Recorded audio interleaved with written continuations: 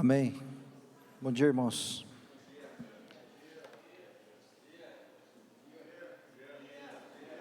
Bom dia. Bom dia. Vocês estão acordadinhos hoje, né? Estou gostando de ver. Bênção. Pedi para os irmãos colocarem lá a projeção aqui. Eu vou deixar nesse slide, mas eu quero começar a fazer uma pequena recapitulação do que a gente falou esses dias. Então não vou projetar por enquanto a parte da recapitulação, tá? Só a parte nova, da continuidade da nossa palavra. Você viu que quanto mais velho a gente vai ficando, mais coisas a gente tem que trazer aqui para frente para pregar, né? Antigamente a gente vinha com um canivetinho desse tamanho, era suficiente, né? Agora tem que trazer tablet, bíblia, projetor, slide, né? Obrigado, Nicolas. Quero testemunhar que Deus tocou no coração do Nicolas, porque ele falou assim: você que vai pregar hoje, Alcione? Eu falei: sim, então eu vou embora mais cedo. Deus tocou, até água ele trouxe para mim. Gente, para os que são visitantes nossos aqui, que estão vindo pela primeira vez, não estranhem, tá? Não se escandalize com a gente é meio atrapalhado, a gente é brincalhão assim mesmo, mas a gente é gente boa, né, Pablo? Né? Não é isso? Alguns dias atrás eu compartilhei uma palavra falando sobre coisas indispensáveis na vida cristã, e foi isso que o Senhor moveu meu coração, para estar falando com a igreja, coisas práticas, coisas simples, mas coisas indispensáveis para a nossa vida. E quais são essas coisas que Deus colocou no meu coração para compartilhar com a igreja? Primeira coisa, visão, né? A palavra de Deus diz que não havendo visão, o povo se perde, o povo se corrompe, não havendo visão. Algumas traduções vão mostrar como profecia, né? Não havendo profecia, o povo se corrompe. Mas a profecia é exatamente a palavra que Deus diz a respeito de algo, né? É uma revelação. Então daria para traduzir que não havendo revelação, o povo se corrompe. A segunda parte é maturidade. Coisas indispensáveis na vida cristã. A Bíblia usa um termo que eu acho que a gente deve considerar, que é nascer de novo, e é muito a expressão de como é a vida cristã. De fato a gente nasce de novo, né? Porque a gente teve uma vida natural e passa a ter uma nova vida, que é a vida espiritual, que é muito diferente, precisa ser muito diferente da nossa vida natural. É como se a gente se tornasse de novo um bebezinho, que precisa ser pego pela mão, precisa ser alimentado, é ou não é? É assim, né? Quando a gente se converte, os primeiros dias da nossa vida é a gente sentar com alguém, ser ensinado, ser ministrado na palavra. Tem coisas que Deus vai ter que fazer na nossa vida, que é limpar, não é? Deus vai usar alguns irmãos para limpar a gente, limpar mesmo. Limpar de sujeiras que vinham lá do velho homem, do passado, igual um bebezinho que nasce lá, precisa ser limpo, né? Quando a gente nasce de novo, a gente precisa ser limpo, e a gente vai sendo lavado pela palavra, né, Maitê? A gente vai sendo lavado pela palavra, e Deus vai usar a vida de alguém para fazer isso. Depois a gente vai ser conduzido pela mão, a gente vai sendo guiado pelo conselho dos irmãos, orientado, ministrado, aconselhado. Algumas coisas que a gente não sabe o que fazer, como decidir, nós vamos ter que orar, ter um irmão, uma irmã junto para estar orando com a gente, para saber como é que a gente vai decidir, como é que a gente vai fazer. A gente vai sendo restaurado, como alguém que nasceu de novo. Mas a gente não pode ficar a vida toda como um bebezinho, né? Não dá, né? Você já viu crente bebezinho? Imaturo? Pensa uma criança imatura no supermercado. Você já viu? O que ela faz? Ela passa ali naquela gôndola, e ela começa a pedir coisas, que nem sempre são saudáveis, nem sempre são boas, nem sempre é aquilo que o pai e a mãe querem ou podem dar, tá? Mas ela quer. O crente imaturo é exatamente dessa maneira. Às vezes ele quer coisas do coração dele, do desejo dele, da vontade dele, e ele fica esperneando, né? E ele começa a chorar e reclamar e murmurar e fala assim: mãe, eu não te amo mais, pai, eu não te amo mais, porque você não me deu aquilo. É assim, gente imatura faz isso. Gente imatura passa a ter um princípio de possessão. Sabe possessão? Né? Criança que rola no chão dentro do mercado porque não ganha uma coisa, se joga no chão. Já viu isso não? Eu já vi. Não só no mercado, já vi dentro de casa. Né? Porque quer alguma coisa. É uma espécie de possessão, uma possessão da alma, né? Se não cuidar, vira demoníaca depois. Porque a alma é a porta de entrada dos demônios. Então o crente imaturo também se manifesta assim. Então a gente não pode viver na imaturidade. Então coisas indispensáveis na vida cristã: visão, maturidade. Maturidade dói, gente. Tem uma fase inclusive do jovem, que é a fase do estirão, né, da criança, que ela chega a ter dor muscular e dor nos ossos, porque está crescendo. Você já ouviu falar disso, não? Já as mães acompanham, mas os pais nem sabem que a criança cresceu, só vão ver depois de 25 anos. São distraídos, né? Mas as mães acompanham, elas até sabem que existe a fase do estirão. O Bruno Rafa, que está aí, teve uma fase do estirão que demorou muito, cresceu demais. Quanto, Bruno? 2 metros de altura? 1,90 aí, ó. Mas essa fase de crescer dói, e crescer dói. O João Vicente estava conversando, meu neto, né? Estava tendo uma conversa comigo, falou assim: vovô, é legal ser adulto? Ontem. É legal, vovô? Daí ele falou assim, eu falei: é legal, tem coisas boas, tem algumas coisas que não são tão boas, mas é legal ser adulto, e a gente precisa crescer, João, né? Ele falou assim: mas quando a gente se torna adulto, a gente tem que trabalhar.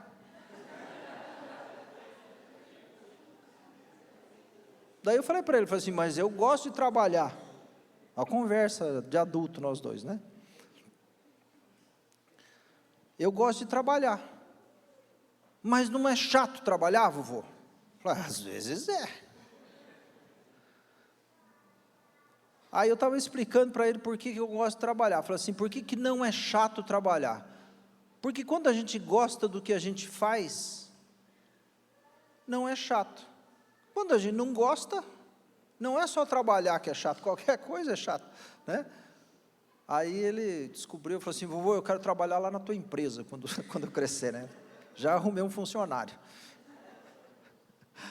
Mas deixando de falar do João, estou falando da fase de crescimento. Crescer, maturidade, faz parte, é indispensável na vida do cristão. A gente precisa crescer fisicamente, e a gente cresce, né?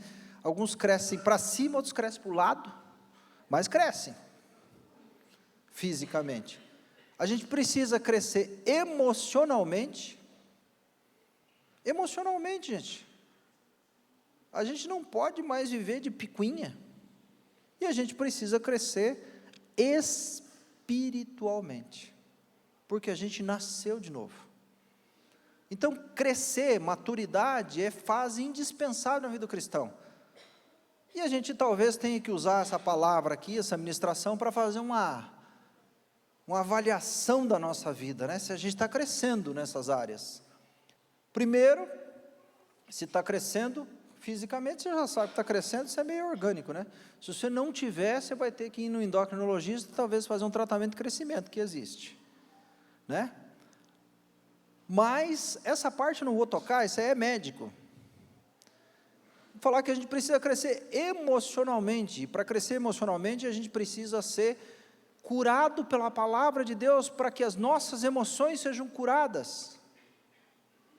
E tem coisas na nossa vida que a gente precisa ser restaurado. Vou dar um testemunho rápido, né? Eu vou fugir completamente da pregação, depois nós se viramos, nós resolvemos.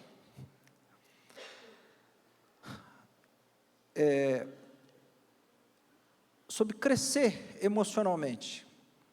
Eu me converti, não dá para dizer que eu me converti, né? Foi Deus que me converteu. Eu era tão ruim que eu não servia para me converter. Aí Deus teve que me converter, né? Aí Deus me converteu, então melhor falando corretamente a frase. E aí passei a ter nasci de novo, né? Vida cristã, e barari, barará e tal. Vocês já sabem disso, né? Vocês passaram por isso.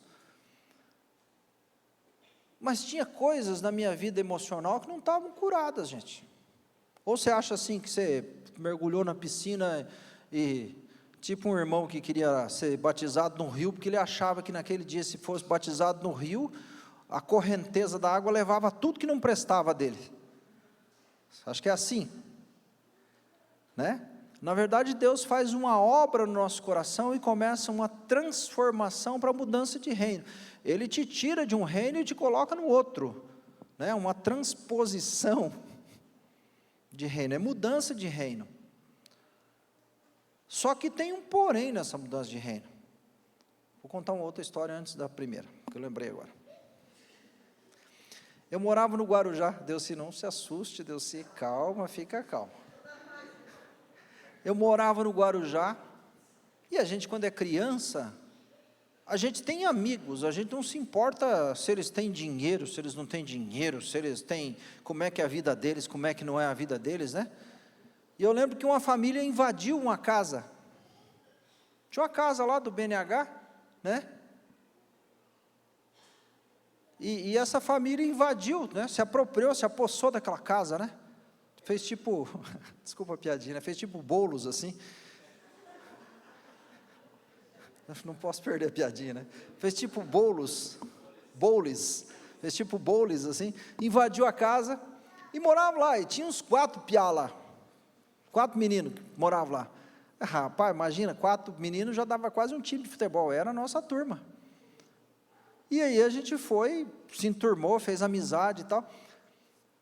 E eu era criança, sei lá, eu tinha uns 7 anos de idade, 7, 8 anos de idade, eu lembro que tinha uma coisa que me chamou muito a atenção, porque a casa, quando eles assumiram a casa, estava nova, estava vazia, mas era nova. E eu fiquei feliz, né, falei assim, poxa vida, né, eles não tinham onde morar, e agora eles têm uma casa, eu fiquei feliz por eles, né. Rapaz, passou pouco tempo, eles quebraram os vidros daquela casa, morando dentro. Tinha porta quebrada, quebraram o pia do banheiro, e aquela casa em pouco tempo estava toda embarrada por dentro, né? Toda suja por fora, né? Imagina 4 meninos, né? Noite e dia, aquela confusão sem limite e tal, e fora os amigos que eram nós, ainda que não tinha juízo também, que iam lá. Em pouco tempo a casa estava destruída, mas destruída. Isso marcou para mim. Marcou. Porque não adianta colocar alguém que estava na miséria em um palácio, se não mudar o coração dessa pessoa. Ele vai transformar o palácio num casebre. E foi isso que aconteceu. Na nossa mudança de reino, a gente vem com todas as nossas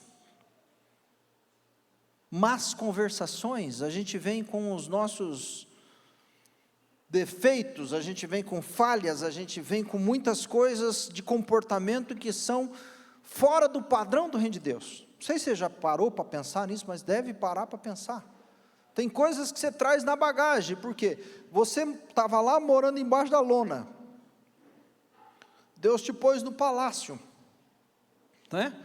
E você trouxe a sua mala, e pôs lá embaixo da cama, e deixou guardadinha lá. Agora, como é que você se comporta no palácio?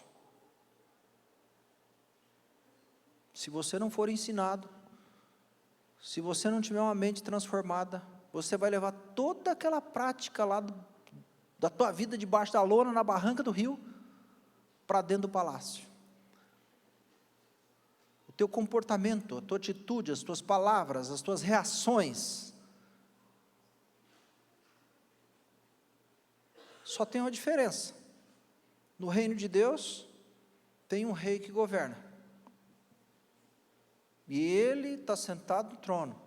E ele estabelece as regras. Então não adianta você chegar no palácio do rei, querer morar no palácio do rei e falar assim, é do meu jeito, viu? Vou fazer igual eu fazia lá. Vou acender um fogo aqui no meio da sala. Não dá mais. Porque tem um rei que governa. Tem autoridade, que põe ordem, que põe disciplina. Essa é a disciplina do reino de Deus. Por isso que a gente fala sobre ser discípulo. Viver como discípulo. Viver como discípulo é estar debaixo da disciplina do reino de Deus. É ser colocado em ordem, é ser deixado colocar em ordem. Então talvez tenha vidas que entrem para o reino de Deus, mas não se deixem colocar em ordem. E continuam batendo no peito, igual eu fazia no passado, e diz assim, ninguém manda em mim.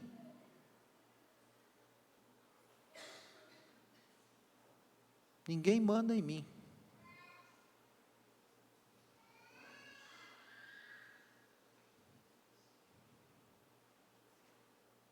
Porque a gente não teve a mente transformada. É por isso que a gente age assim. Porque a vida de um discípulo é uma vida de um servo, que se sujeita, que obedece, que se submete, que tem uma mente renovada pela palavra de Deus, que é lavado da sua sujeira, da sua imundície pela palavra de Deus. Amém? Então a gente precisa entrar no reino, nascer de novo, ser guiado, ser ensinado, ter a vida transformada. Porque senão a gente leva a porquice, desculpe a palavra, né? Do que a gente vivia lá no mundo, para dentro do palácio do rei. Só que o caráter do rei não permite esse tipo de coisa. O caráter do nosso rei é santo, é puro, é justo, é reto, é verdadeiro. E aí ele vai falar, bom, Houston, temos um problema aqui, Houston, né? Não dá para você continuar aqui no palácio do rei, no reino, se você não abandonar essa vida de podridão. Não é isso? Então a gente precisa crescer. Agora a segunda história. Eu fui convertido por Jesus, né?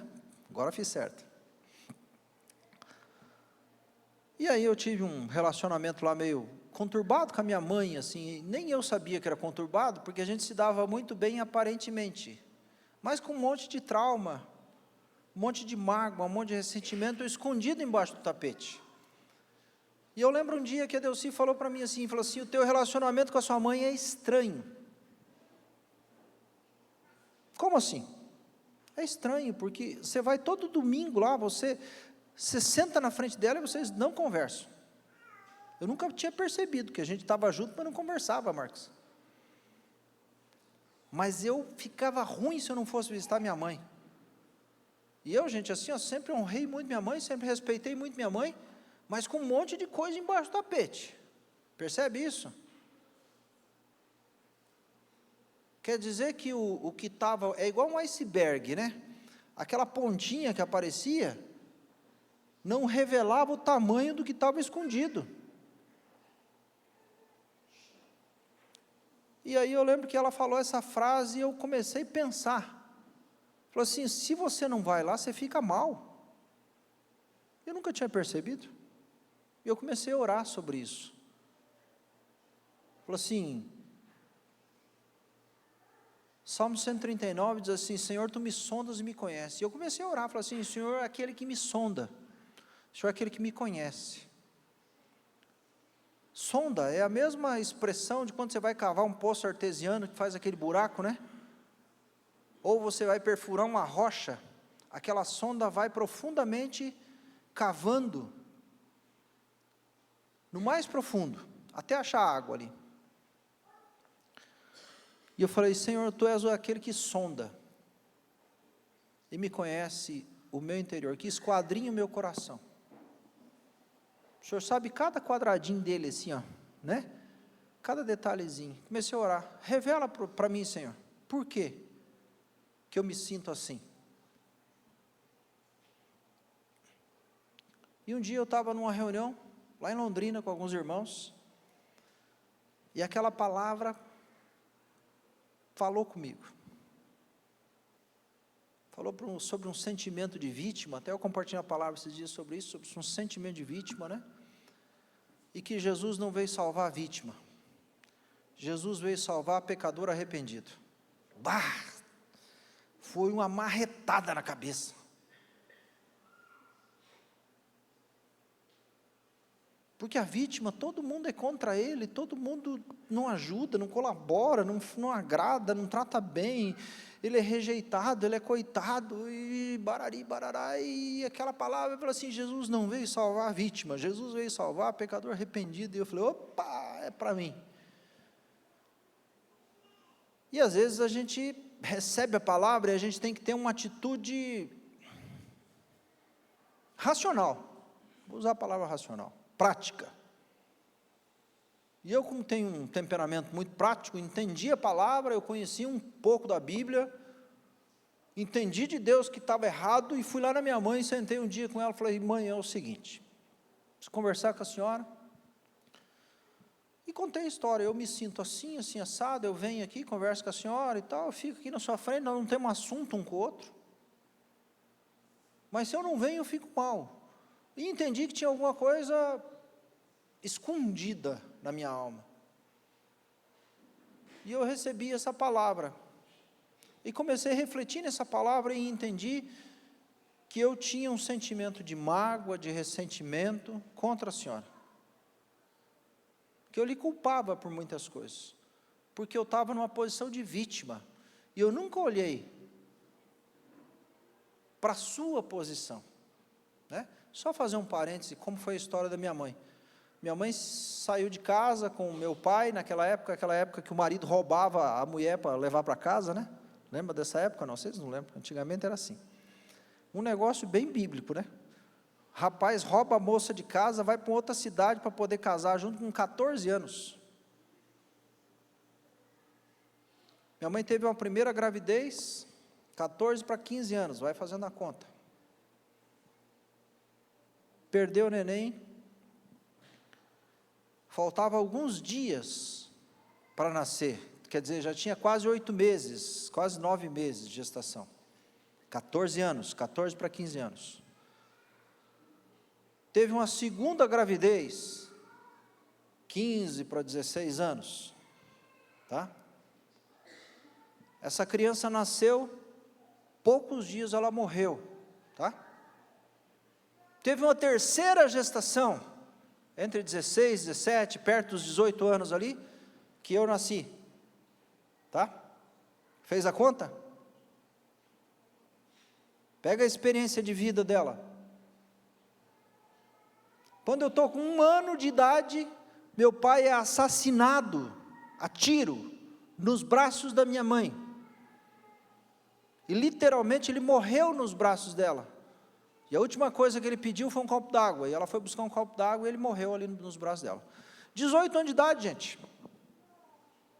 Eu nunca tinha enxergado esse lado da história. Porque eu era vítima, eu só olhava o meu lado da história, o coitadinho que sofreu, cresceu sem pai, porque a mãe não dava atenção, porque sofri, porque não sei o quê.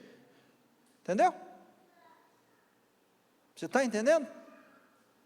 Como é que a vida e a história têm 2 lados? E nesse dia o Senhor me revelou, eu falei: mãe, eu culpava a senhora assim, assim, bem racional. Sim, assim, assim, intencional e prático, fui lá, quero lhe pedir perdão, porque guardei mágoa, porque guardei ressentimento, porque a palavra diz que a gente não pode ter nenhuma raiz de amargura na nossa vida, precisamos cortar essa raiz de amargura, para que não cresça uma árvore de amargura e não dê fruto de amargura. Isso que a palavra diz. E minha mãe começou a chorar, filho, eu nunca tive a intenção, e eu falei, mãe, não é a sua intenção. O problema nem é você, mãe, o problema sou eu. A senhora viveu e passou por coisas que a senhora não tinha condição de me dar, talvez aquilo que pudesse me dar, ou que eu quisesse que me desse. Mas o fato é que eu não reagi bem com isso. Meu filtro emocional, filtrou algumas coisas e reteve outras. E hoje eu vim restaurar com a senhora. Hoje eu vim consertar com a senhora. Hoje eu vim passar limpo essa fase da minha vida e da sua vida. E hoje eu vim lhe pedir perdão. Porque a vítima também tem um problema, Ela às vezes só quer perdoar o outro. Não, eu vim perdoar você, porque você me magoou, você me abandonou, você não me tratou como mãe. Continua sendo vítima. Pecador, eu pequei. Eu vim pedir perdão. Eu errei. Fui eu que guardei mágoa. E nesse dia orei com a minha mãe chorando e eu tranquilo. E olha que eu sou chorão, gente. Mas foi um processo de entendimento da palavra. E nesse dia, meu coração mudou com relação à minha mãe. Eu brinco, e falo assim, a minha mãe mudou comigo? Não. É o mesmo jeitão dela, e eu descobri que é o jeito dela, e talvez ela não vá mudar nunca. E para mim, gente, diante do Senhor, não tem problema algum, hoje. No passado tinha. Minha mãe agora está em Curitibanos, largou a casa dela e foi lá evangelizar para um pastor lá que é amigo dela. Faz uns 90 dias que ela está para lá. Em 90 dias ela mandou uma mensagem para ela. Eu tentei ligar para ela, ela não atende telefone, é uma confusão. E está tudo bem.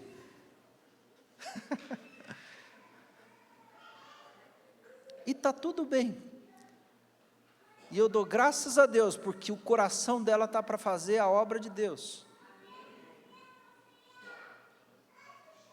Com 73 anos, ela está preocupada em servir a Deus, ela não está preocupada com o conforto da casa dela, ela está morando numa kitnetzinha lá de 3x3,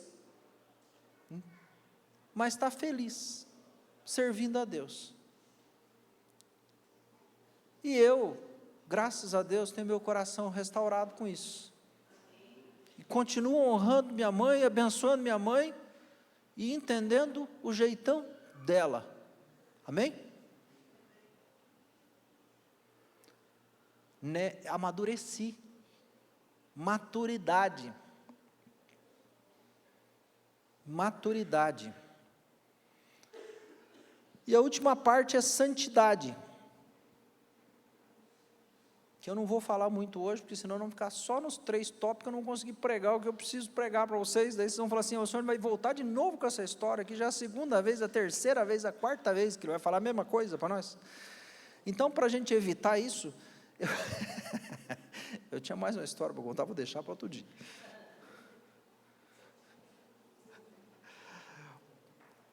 A visão, que era o que a gente estava falando a última vez, diz respeito a si mesmo.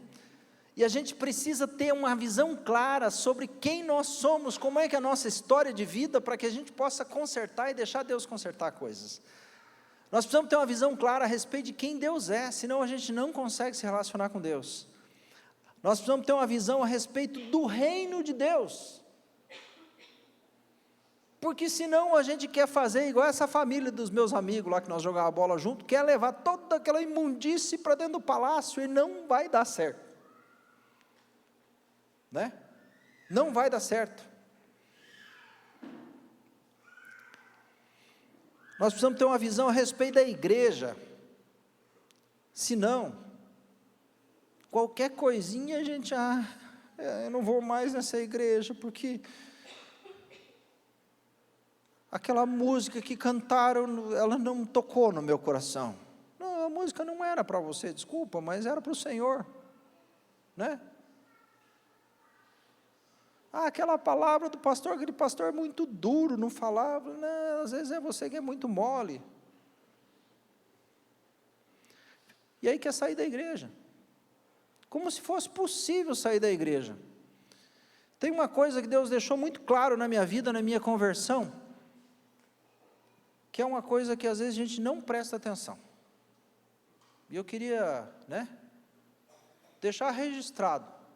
Talvez te ajude a guardar algumas coisas. Você lembra um dia que você fez uma oração, e antigamente tinha muito disso, Você tinha que fazer uma oração para confessar Jesus. Não importa se o cara queria, se o cara gostava, se entendia, Não fazia o cara confessar Jesus ali. Porque esse era o primeiro passo para converter o sujeito. Meio na força, meio na marra, mas o cara tinha que confessar Jesus, não era assim, Chico? Tem que confessar Jesus como Senhor da tua vida. Eu fiz uma oração um dia, confessando Jesus e entregando minha vida para Jesus. Quem já fez essa oração aí? Ixi, rapaz, tem gente que não é convertida. Vou perguntar de novo, Porque vai que o povo, agora, nessa hora, se converte. Quem já fez a oração de confessar Jesus e entregar a vida para Jesus? Tem gente mais afoita lá atrás. Glória a Deus, aumentou o número de convertidos. Até às 8 ministrações sobre esse tema aqui que eu tenho para fazer, vai ter muita gente convertida, em nome de Jesus. Brincadeira. Seguinte, gente, eu entendi que quando a gente fala para Deus coisas, Deus não é como a gente é. O caráter de Deus é imutável. A palavra diz que a palavra dele não tem sombra nem variação. A palavra dele não muda, a palavra dele é reta, a palavra dele é verdadeira.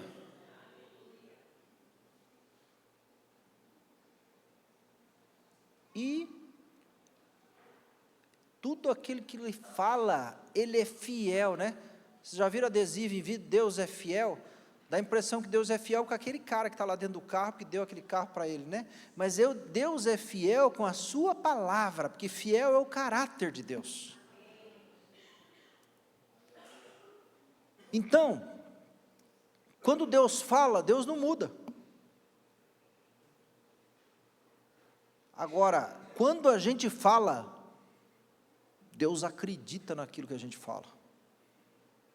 E Deus recebe aquilo que a gente fala. E Ele retém aquilo que a gente fala. E Ele se apropria como verdade daquilo que a gente fala. Afinal de contas, nós estamos falando de gente que se tornou filho de Deus. Não é? Quando você entregou sua vida para Jesus, a sua vida não é mais sua. Vou repetir. Quando você entregou sua vida para Jesus, a sua vida deixou de ser sua. E é por isso que talvez Paulo fale assim: dura coisa é recalcitrar contra o aguilhão. Porque Paulo confessou Jesus como Senhor. Ele viu aquela luz no caminho de Damasco, brilhando, aquela voz inquestionável. E naquele dia, ele entendeu que existia alguém maior que o imperador romano ao qual ele prestava serviço. E esse era o verdadeiro Kyrios, que é o significado da palavra Senhor.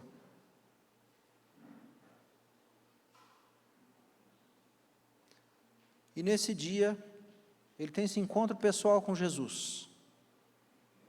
E Jesus se revela para ele. E ele fala essa frase: dura coisa é recalcitrar contra o aguilhão. Sabe o que é o aguilhão? O aguilhão é uma espécie de uma lança pontuda,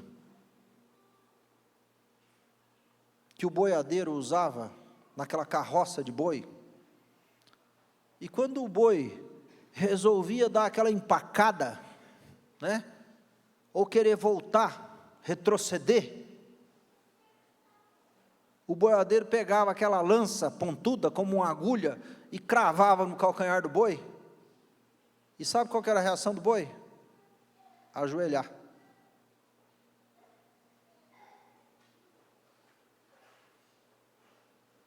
E a partir dali, ao invés de retroceder, ele ajoelhava e avançava, ajoelhava e avançava. Guarda isso, ajoelhava e avançava.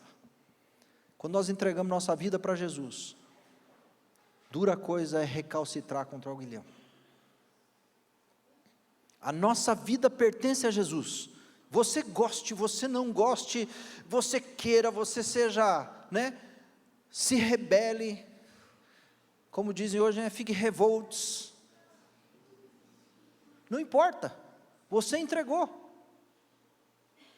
Você fez mais do que um pacto, você fez uma aliança com o Senhor Jesus. E a tua vida pertence a Ele. Sabe? E vai chegar um momento na tua vida, você pode andar por onde você quiser andar no mundo. A gente conhece, pessoas que entregaram a vida para Jesus, e um dia ficaram revoltos lá, se revoltaram, eu não quero mais viver essa vida, eu vou viver do meu jeito, e eu mando a minha vida, ninguém mais vai mandar, ninguém mais vai querer dar palpite na minha vida, porque eu não quero saber do que pastor fala, do que irmão fala, do que igreja fala, eu vou fazer do meu jeito. Eu falei, beleza, vai e faz, filho, não tem problema não. E os anos se passaram,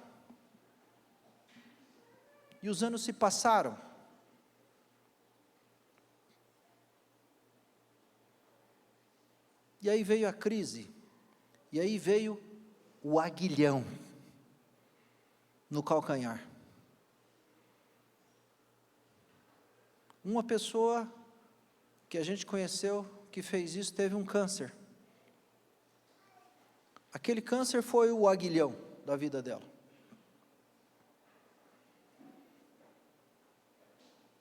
E ela se revoltou contra nós, eu e a Delcy principalmente, porque a gente confrontou ela com pecado e tudo mais. E aí chegou esse dia que ela estava de cama, que não conseguia mais levantar da cama por causa do câncer, com tumor por todos os lados, a cabeça, peito, costas, perna, todo lugar tinha tumor. E ela pediu para chamar eu e a Delcy, porque para ela a gente representava a igreja, porque para ela a gente representava de alguma maneira a figura de Cristo, que tenho conhecido na vida dos meus irmãos, como a gente cantou,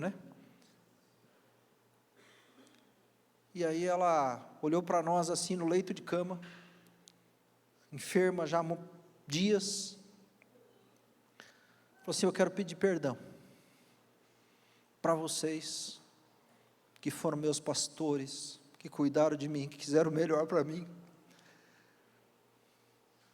e eu me revoltei contra vocês, e eu quero pedir perdão para Deus, porque eu me revoltei contra Deus e quis viver do meu jeito, e eu quero me reconciliar. E nesse dia, aquela mulher que estava gemendo de dor, a gente orou com ela, e renovou a aliança dela com o Senhor, e ela orou ao Senhor, renovando essa aliança, e ela começou a sorrir, e a gente começou a lembrar de coisas do passado, de história, de coisas, que a gente viveu junto. E o final dessa noite é que ela falou assim, nossa, a minha dor sumiu, e eu nunca vivi um dia tão feliz como esse. Outras pessoas que caíram no mundo das drogas e falaram assim, eu vou viver do meu jeito. E aí veio o aguilhão. E veio a crise. E um dia voltaram para o Senhor. Outros que se revoltaram e um dia o Senhor teve que falar, você é meu filho. E não importa para o lugar que você for, eu vou te trazer de volta. Dura coisa é recalcitrar contra o aguilhão. E nós precisamos de visão a respeito da igreja, a respeito da vida eterna. Porque não havendo visão, o povo se corrompe.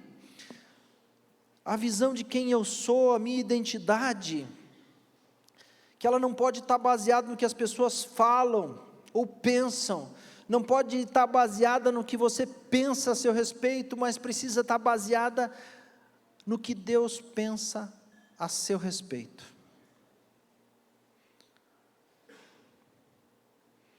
A palavra diz que assim como se imagina a sua alma, assim você é.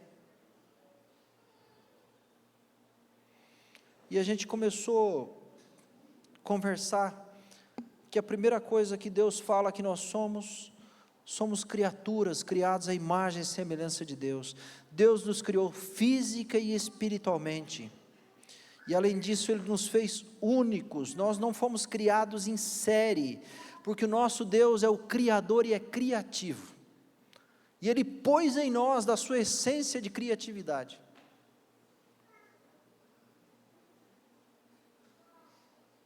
Nós falamos que pode haver alguém parecido com você, mas não igual. Você pode ser simples, mas Deus te fez único.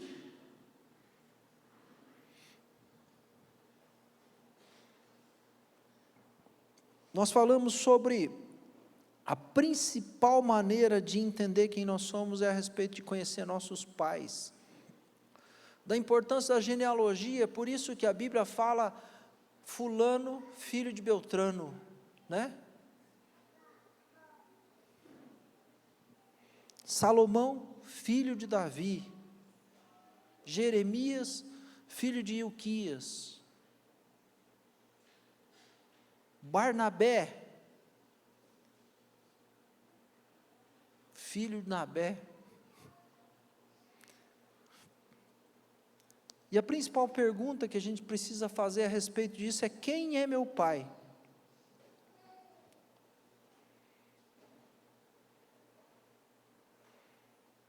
A certidão de nascimento, ela me dá a identidade em Adão, porque ela vem traçando uma genealogia humana e natural, mas não de Cristo. Mas quando a gente se converte ao Senhor, se entrega a Ele, se arrepende, é batizado, morre a velha vida, a nossa natureza adâmica é crucificada com Ele na cruz, e a obra completa e perfeita de Jesus se cumpre na nossa vida, e Ele nos incluiu nele mesmo, na sua morte, no seu sepultamento. Quando fomos batizados, a gente se uniu a Ele na sua morte, e a velha identidade adâmica ficou sepultada sobre as águas. Então a gente não pode usar mais a justificativa de que porque os meus pais fizeram, eu também faço. Porque quando eu nasço de novo, eu sou nova criatura. Preciso crescer, preciso amadurecer, física, emocionalmente, espiritualmente, preciso. A gente não se torna perfeito no sentido de completo no dia do nosso batismo, mas a gente começa um processo para se tornar perfeito e completo.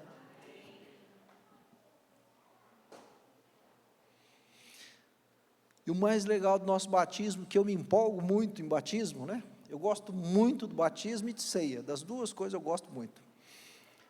Porque a gente ressuscita com Ele no poder da sua ressurreição, para nascer uma nova vida pelo Espírito Santo, para nascer de novo, receber uma nova natureza, uma nova identidade. Sabe qual é a identidade? A identidade de Jesus, a identidade de Filho de Deus. Eu brinquei a outra pregação, eu botei uma identidade lá com o seu Madruga, né? Que é o estereótipo do malandro, né? A gente não tem mais aquela identidade de malandro, agora a gente tem a identidade de Jesus. Então quem eu sou? Um filho de Deus. E agora nós temos pai. E aqui na paternidade se assenta a primeira grande verdade na nossa mente: somos filhos de Deus, eu sou filho de Deus, essa é a minha identidade. E que tipo de filho eu sou? A gente viu que a gente é filho conhecido por Deus.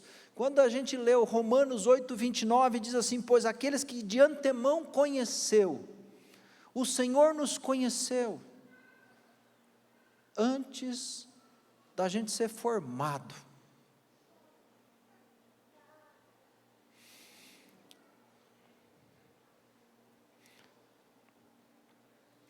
Nós somos filhos escolhidos por Deus. A palavra em Efésios diz que nós somos escolhidos segundo a presciência de Deus. Nós somos eleitos. Entre milhares e milhares a gente foi eleito, escolhido para ser filho.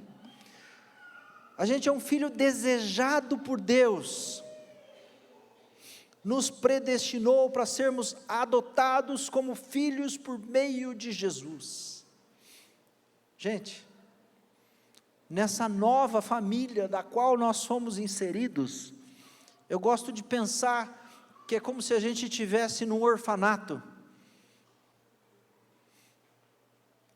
sem pai, sem mãe, sem família, um grupo grande de crianças ali naquele orfanato, e um dia chega Jesus, e entra naquele orfanato, e olha aquele monte de criança ali, e vem andando assim, na nossa direção, né? E diz assim: o meu pai me mandou aqui, para te escolher, para te adotar como meu filho. O Senhor me chamou, me mandou te escolher como meu filho, te adotar, te trazer para a minha família, para a nossa casa, para o reino de Deus. E foi assim que o Senhor fez. O Senhor te chamou, Ele te escolheu, Ele te adotou, para viver com Ele para sempre.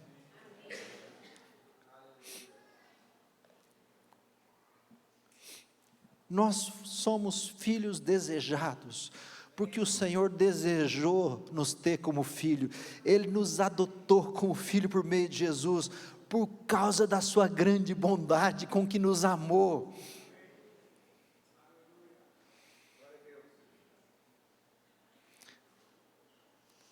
E o Senhor nos amou, somos filhos amados, por causa do seu grande amor com que nos amou, foi que Ele nos adotou como filhos.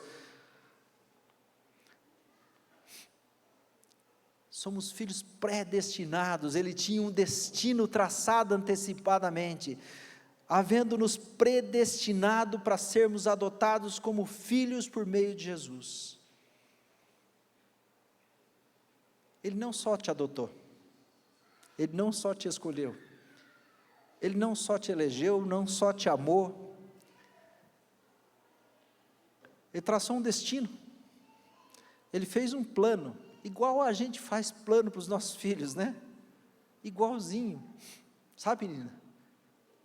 Deus sonhou com você e planejou os teus dias, e escreveu a respeito deles. E um dia eu estava meditando no Salmos 139, né? Fala que o Senhor escreveu a respeito dos nossos dias, e eu perguntei a Deus, mas por que então está errado as coisas, gente? Por que sai fora do prumo? Se o Senhor é bom, teu caráter é santo, reto, justo, verdadeiro, se o Senhor é bondoso, maravilhoso, por que as coisas não funcionam do jeito que a gente queria? Sabe por quê?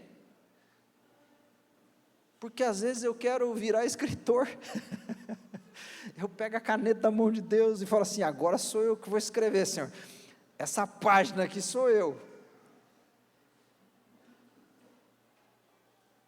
E como eu não sou um bom roteirista,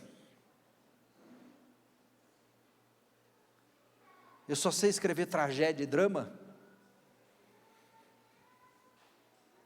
a vida começa a virar tragédia e drama, o roteiro da nossa vida começa a virar tragédia e drama,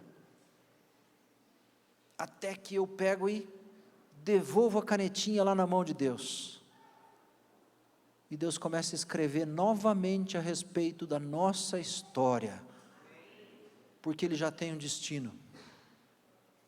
Sabe qual que é o nosso destino? É aquele que Ele estabeleceu lá, com tanta revelação pelo salmista, no Salmo 24, que diz assim, que o Senhor é o meu pastor, e se Ele é o meu pastor, eu não tenho falta de nada, né? Não tem falta de nada, porque meu coração é satisfeito por causa do pastor que eu tenho, não é porque eu tenho tudo. E no final ele diz assim, que ele ungiria a nossa cabeça com óleo.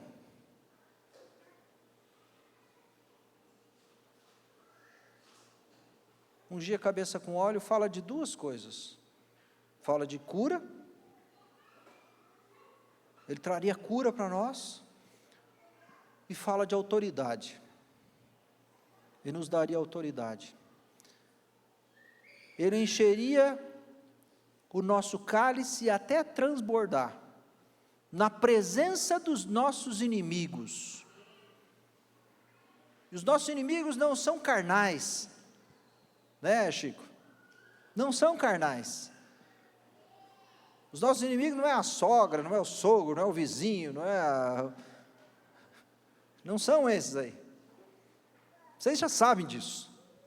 Às vezes vocês ficam lutando com os inimigos, com os vizinhos, com o parente, com o primo, com o tio, com a sogra, com o sogro, mas não são esses.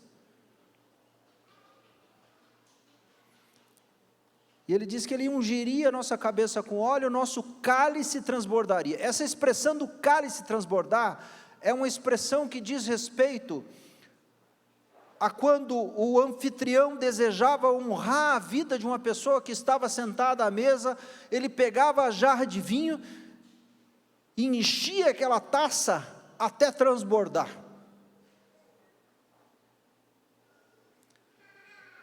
Estive na China, acho que final de 2017, 2018, não lembro direito. E os chineses, quando eles querem honrar uma pessoa, eles têm uma prática, que se você não souber, essa prática deles, você vai ficar tomando chá o resto da tua vida. Porque você senta em algum lugar para tomar chá, em alguns lugares, a maior parte dos lugares, eles tomam muito chá, o chá é grátis, né? Então você chega num comércio e toma um chá, você terminou de tomar, ele enche de novo. Você terminou de tomar, ele enche de novo. E toda vez que você tomar, ele enche de novo. Enquanto você não deixar um pouco, metade daquele chá no copo, você não vai parar de tomar chá. Porque é a maneira deles te honrarem. São expressões culturais de honra. Esse texto que fala do nosso cálice transbordar na presença dos nossos inimigos, é a expressão que o Senhor está nos dizendo que Ele vai nos honrar, Ele vai nos curar, e Ele vai nos dar autoridade através da sua unção. Amém? Mas a parte mais maravilhosa é o restante, que diz assim, que você vai sentar comigo à mesa, todos os dias. Sabe o que é isso? É sentar na mesa com o Rei dos Reis, com o Senhor dos Senhores. E nós que não somos dignos de nada, nem de honra, nem de nada, Ele vai nos honrar e nos fazer sentar com Ele à mesa. E diz assim que eu habitarei na casa do Senhor para sempre.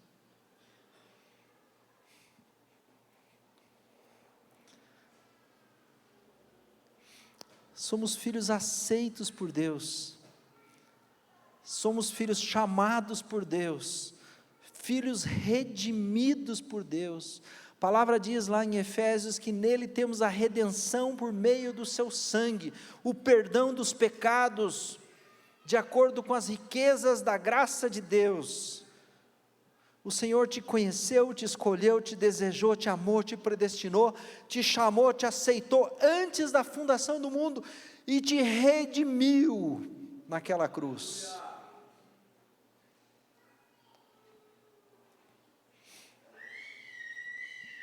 Nós somos filhos justificados por Deus.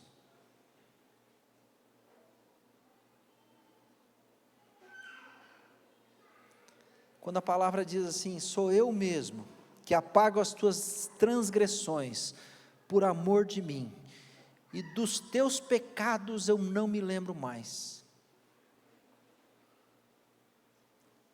Gente, se a gente tivesse capacidade de crer na palavra de Deus, vou repetir essa frase, se a gente tivesse capacidade de crer na palavra de Deus, Eu não sei o que tanta gente faria.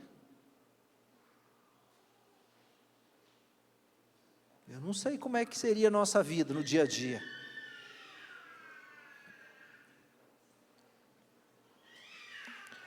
Porque Deus lançou os nossos pecados no fundo do mar.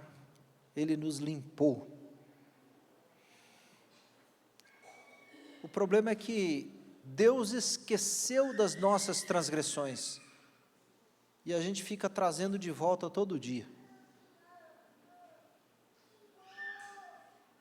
Deus lançou no mar do esquecimento e a gente é mergulhador e vai lá e mergulha e busca de volta e fala assim, está aqui de novo, ó, eu sou pecador.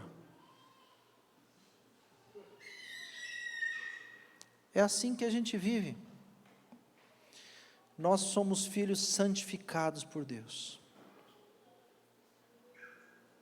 Separados do mundo, do pecado de Satanás, consagrados para Deus. Em Filipenses 1,6 diz assim, estou convencido de que aquele que começou a boa obra em vocês, há de completá-la até o dia de Cristo. Estamos em construção. Isso foi a abertura, tá? Não, brincadeira, gente, eu vou falar bem rapidinho aqui, a respeito disso aqui, ó.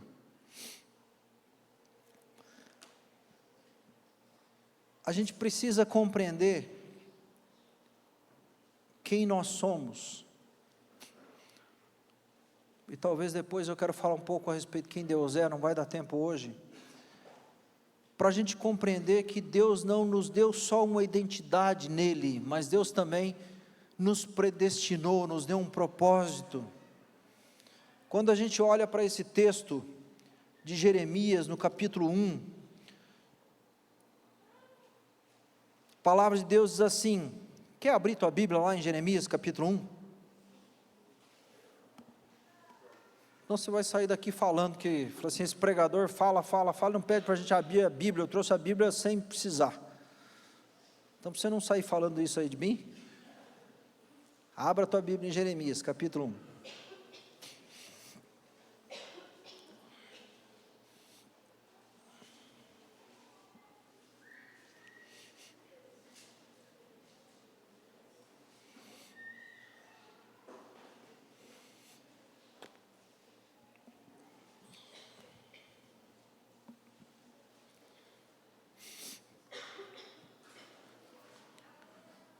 O livro de Jeremias começa no capítulo 1 dizendo assim, as palavras de Jeremias, filho de Ilquias, um dos sacerdotes que estava em Anatote, na terra de Benjamim, ao qual, a Jeremias, veio a palavra do Senhor nos dias de Josias, era o rei, filho de Amon, rei de Judá, no 13º ano do seu reinado. E lhe veio também nos dias de Jeoaquim, filho de Josias, rei de Judá, até o fim do 11º ano, de Zedequias, filho de Josias, rei de Judá, até que Jerusalém foi levada em cativeiro no 5º mês. Assim veio a mim a palavra do Senhor, dizendo, antes que eu te formasse no ventre da tua mãe, eu te conheci. Antes que saísses da madre, te santifiquei. E as nações te dei por profeta. Então disse eu, Senhor Deus, eis que eu não sei falar porque ainda sou um menino. Mas o Senhor me disse, não digas eu não sou um menino. A todos a quem eu te enviar irás, e a tudo quanto te mandar falarás. Não temas diante deles, porque estou contigo para te livrar, diz o Senhor. E estendeu o Senhor a sua mão, e tocou-me na boca, e disse, meu Senhor, eis que ponho as minhas palavras na tua boca, olha, ponho neste dia sobre as nações, e sobre os reinos, para arrancar e para derrubar, e para destruir e para arruinar, e também para edificar e para plantar.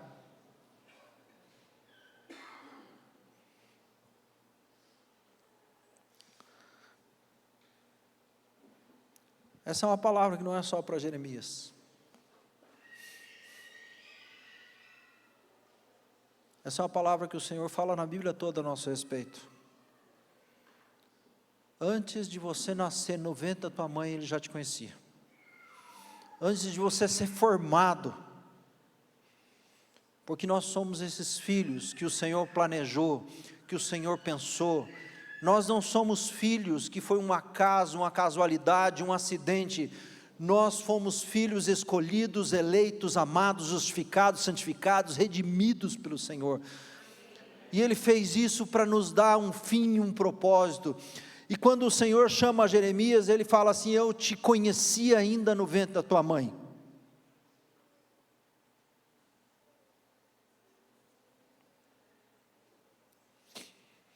Antes de te formar no ventre da tua mãe, eu já tinha te escolhido. Antes de nascer, eu já havia te separado. E eu te designei como profeta para as nações. Sabe o que é um profeta? É a boca de Deus. Sabe o que um profeta faz? Fala aquilo que Deus quer que você fale.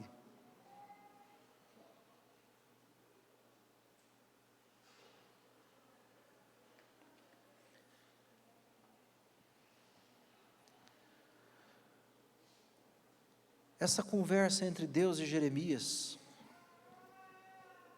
ela traz duas importantes revelações na vida de uma pessoa. Ela traz a informação a respeito de identidade e a respeito de propósito. Isso vai dar certo aqui.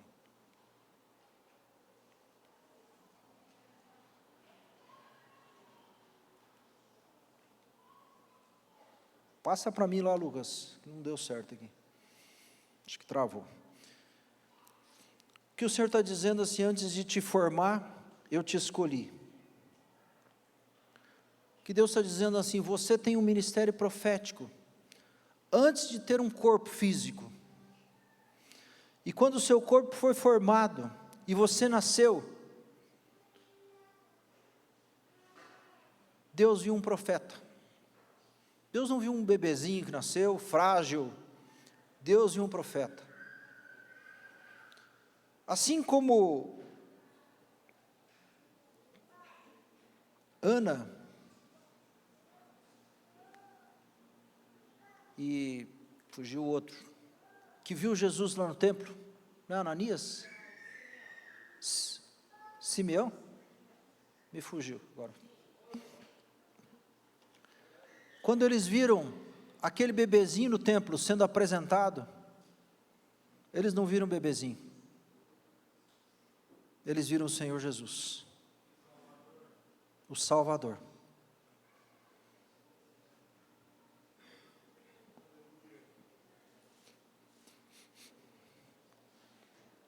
Quando o Senhor viu Jeremias, Ele não viu um bebezinho, Ele viu um profeta. E antes de Jeremias ter um corpo, o corpo ter sido formado, Deus já o via como um profeta. E quando ele cresceu, passou por momentos difíceis, o Senhor continuou vendo um profeta.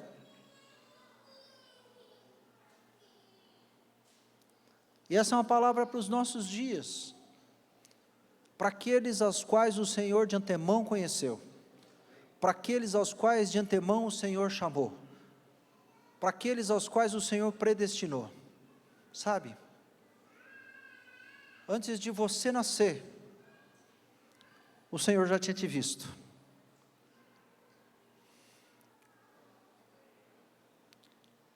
E o Senhor viu homens e mulheres cheios do Espírito Santo. Ele viu homens e mulheres e crianças que estão aqui hoje, que vão cumprir todo o propósito de Deus. Quando você passou por tempos difíceis, Ele não viu os teus tempos difíceis, Ele continuou vendo homens e mulheres cheios do Espírito Santo, para cumprir o propósito de Deus. Ele viu profetas, Ele viu pastores, Ele viu mestres, Ele viu evangelistas. Eu não sei o que você viu em si mesmo, eu não sei o que você fez, mas Deus não mudou a maneira de nos ver.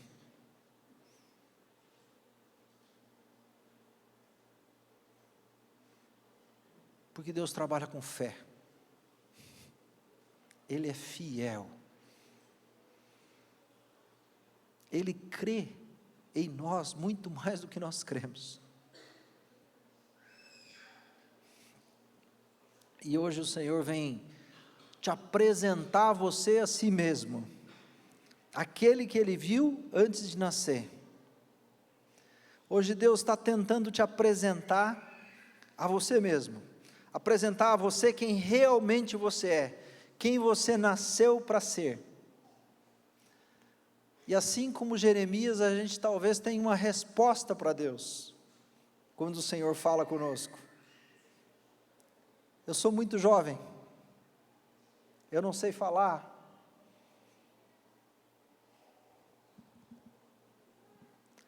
mas o Senhor vai continuar olhando para nós, vendo aquilo que a gente não vê.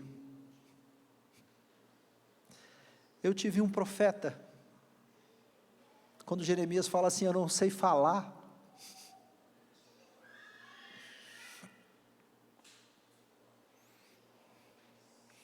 Deus sempre nos chama para aquilo que a gente nunca fez. Assim foi com Jeremias, assim foi com Davi, assim foi com Saul, foi com Gideão, foi com Moisés, foi com Abraão.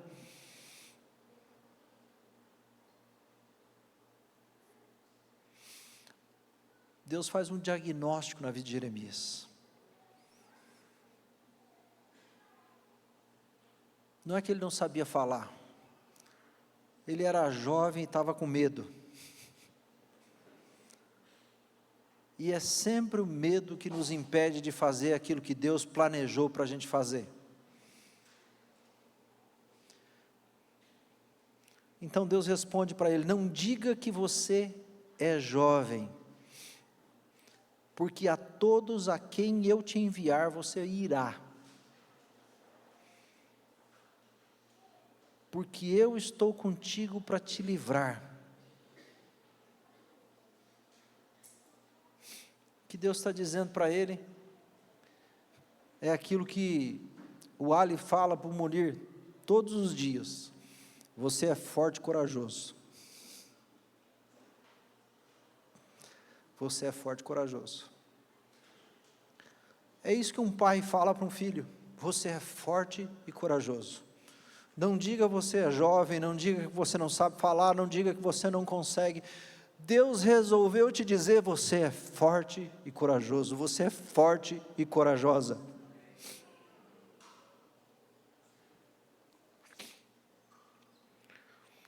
Jeremias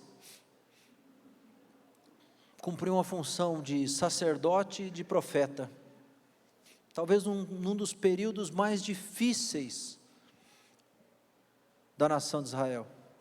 O reino do norte já fazia mais de 70 anos que tinha sido dissipado pelos assírios, depois da divisão dos reinos, né? E o reino do sul, que tinha sua capital em Jerusalém,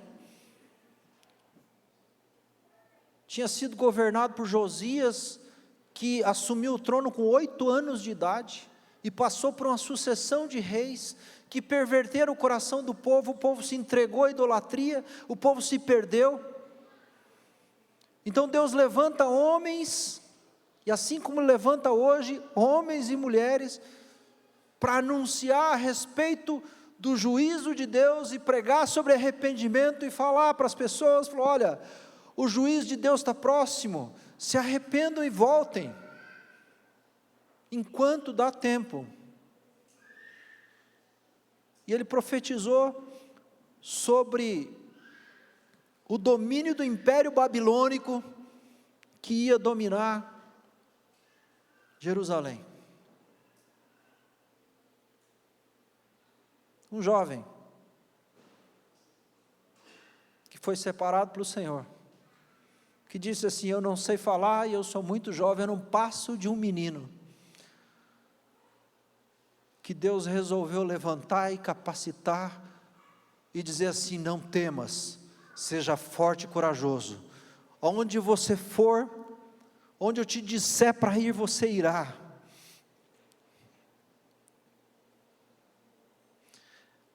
e diz para ele assim: eu vou pôr as minhas palavras na tua boca. Sabe o que o Novo Testamento fala para nós? Não se preocupe com o que falar, porque eu colocarei as palavras na tua boca.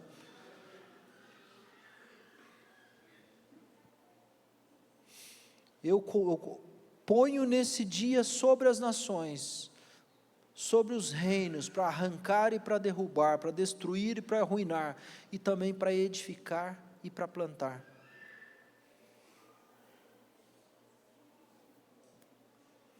Esse é um chamado para nós.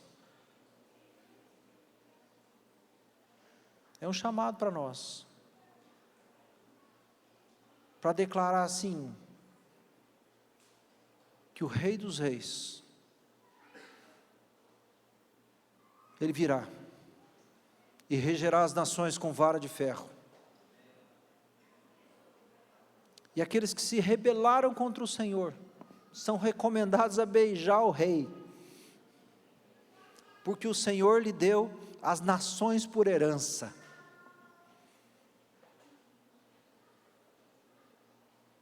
E nós vamos reinar com Ele. Amém? E é por isso que nós precisamos ter revelação, para que a gente não se corrompa. É por isso que a gente precisa ter maturidade. E é por isso que a gente precisa viver uma vida de santidade.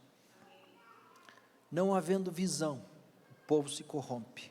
Não havendo profecia, não havendo a boca de Deus falando, o povo se corrompe. O povo se corrompe, as nações se corrompem, as famílias se corrompem, a nossa cidade se corrompe. Por isso que Deus nos levantou como Jeremias. O significado do nome de Jeremias é aquele que foi chamado para edificar. Você foi chamado para edificar? Você foi chamado para edificar? E você foi chamado como boca de Deus, para anunciar as virtudes daquele que nos tirou das trevas e nos trouxe para a sua maravilhosa luz. Nós fomos chamados para proclamar. Amém? Amém. Vou parar por aqui. Senhor, nós queremos te render graças, Pai, por toda a tua palavra, por toda a tua obra. Nós queremos te louvar. Senhor, o Senhor não só nos deu uma identidade como filhos de Deus, mas o Senhor nos deu um destino também. O Senhor nos deu um propósito. O Senhor nos chamou para um fim proveitoso, Senhor. O Senhor não nos chamou para ser frequentador de igreja apenas, para sentar aos domingos aqui e ficar confortável. O Senhor nos chamou como profeta para as nações. O Senhor nos chamou a fim de proclamar as virtudes do nosso Rei e da sua maravilhosa luz, do seu reino, da sua glória. E nós queremos dizer, Senhor, tira de nós todo o medo que nos limita, que nos impede, que nos atrapalha. Tira de nós, Senhor, todas as barreiras que se levantam contra o conhecimento de Deus. Tira de nós, Senhor, os sofismas, os enganos, as mentiras que o diabo semeou no nosso coração. Essa crise de identidade que não nos permite de saber quem nós somos e por isso nos intimida, nos limita e nos impede de fazer aquilo que o Senhor nos chamou para fazer. Nos dá ousadia e intrepidez, porque o Senhor nosso Deus é o nosso Pai,